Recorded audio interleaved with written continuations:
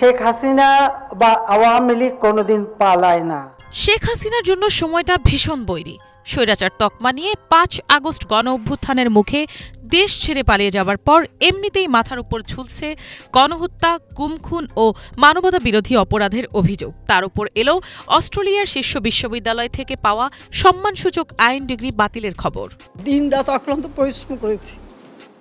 ১৯৯৯ সালে শেখ হাসিনাকে Australian national ইউনিভার্সিটির কমিটির দেয়া সম্মানসূচক ডক্টরেট অফ ল ডিগ্রির বিষয়ে বিশদ পর্যালোচনা করছে প্রতিষ্ঠানটি। পর্যালোচনার পরই চূড়ান্ত সিদ্ধান্ত দেবে বলেও জানায় তারা। এ বিষয়ে অস্ট্রেলিয়ার দৈনিক ক্যানবেরা টাইমস লিখেছে, পূর্ণাঙ্গ পর্যালোচনার পর বিশ্ববিদ্যালয় কর্তৃপক্ষ সিদ্ধান্ত নেবে শেখ হাসিনাকে দেয়া সম্মানসূচক ডিগ্রি তারা বাতিল করবে কিনা। মুক্তিযোদ্ধাদের নাতিপুতিরাও পাবে না, তাহলে কি রাজাকারের নাতিপুতিরা পাবে? সেটা আমার প্রশ্ন, দেশবাসীর কাছে প্রশ্ন। অস্ট্রেলিয়ান ন্যাশনাল ইউনিভার্সিটি ANU জানিয়েছে, ডিগ্রি বাতিলের মতো ঘটনা তাদের সাম্প্রতিক ইতিহাসে আগে ঘটেনি। এমন কোনো পদ্ধতিগত নজিরও এখন পর্যন্ত বিদ্যমান নেই। তবে এমন প্রেক্ষাপটে শেখ হাসিনাকে দেওয়া ডিগ্রি বাতিলের বিষয়টি বিবেচনা করার কথা জানান ANU।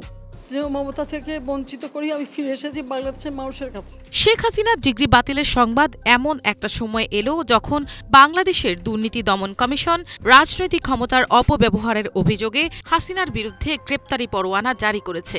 এর আগে ২০২৪ সালের জুলাই আন্দোলনে ব্যাপক হত্যাযজ্ঞ চালান পলাতক স্বৈরাচার শেখ হাসিনা। এরপর গণ আন্দোলনের মুখে ক্ষমতা ছেড়ে ভারতে পালিয়ে যেতে বাধ্য হন তিনি। ইতিমধ্যে তার বিরুদ্ধে মানবাধিকার লঙ্ঘনের প্রতিবেদন দিয়েছে জাতিসংঘ। ওই রিপোর্টে তার বিরুদ্ধে ১৪০০-র বেশি মানুষকে হত্যা ও হত্যায় প্রত্যক্ষভাবে যুক্ত থাকার বিষয়টি তুলে আনা হয়েছে। বিগত ১৫ বছরে শেখ হাসিনার দুর্নীতির বিভিন্ন অভিযোগও সামনে আসছে। হাসিনা ও তার পরিবারের সদস্যদের বিরুদ্ধে দুর্নীতির কয়েকটি মামলাও হয়েছে ইতিমধ্যে। অন্তত ৩ মামলায় গ্রেপ্তারি পরোয়ানা জারি হয়েছে হাসিনার বিরুদ্ধে। অন্যদিকে বাংলাদেশের পুলিশ শেখ হাসিনার বিরুদ্ধে ইন্টারপোলের রেড নোটিশ জারির আবেদন করেছে। মিনালা দিবা, বাংলা ভিশন, ঢাকা।